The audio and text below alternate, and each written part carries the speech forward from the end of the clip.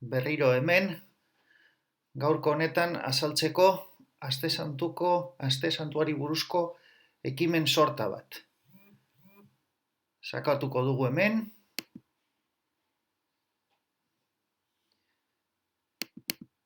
Eta hemen.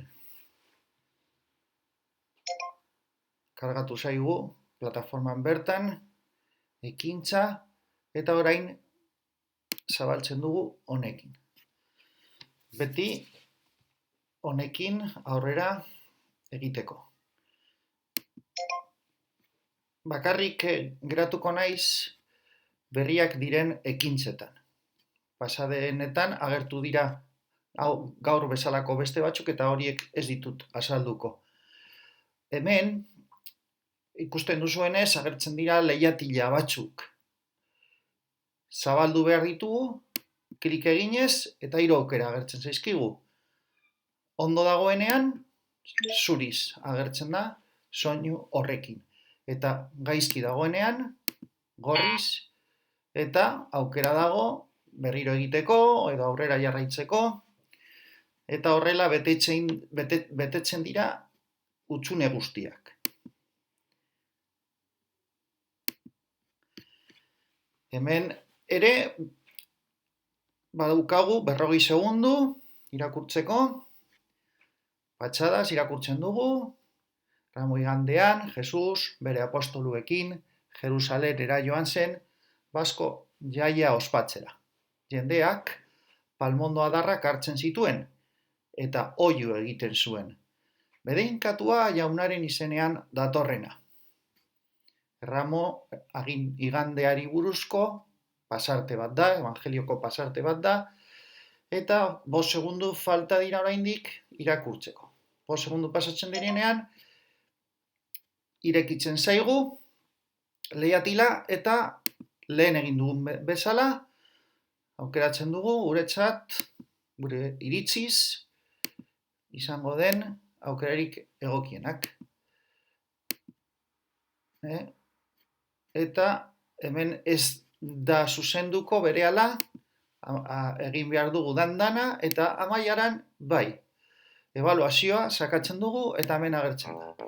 3 hauetan errepikatu behar ditugu eta aukera daukagu berriz egiteko. Hemen puzzle bat agertzen da, nahiko berezia.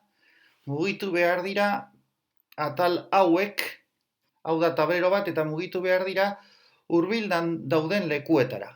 Hau adibidez sakatzen dugu eta ona mugitu ahal dugu, hau ez baina hau bai, mugitu ahal dugu eta jarri ahal dugu hor.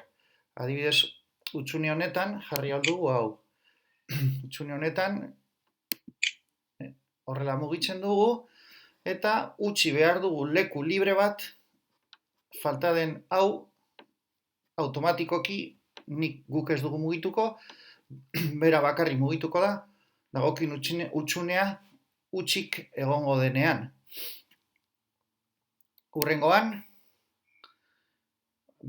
Ostegun Santuari buruzko testu bat, hemen beste puzzle bat, errezagoa, aurkitu behar dugu Jesus, Ostiral Santuari buruzko beste bat, beste puzzle bat, Basko Agendari buruzko beste bat, eta azken honetan testu bat da, agertzen zaigu, gaztelaniaz, eta irakurri behar dugu minutu batean.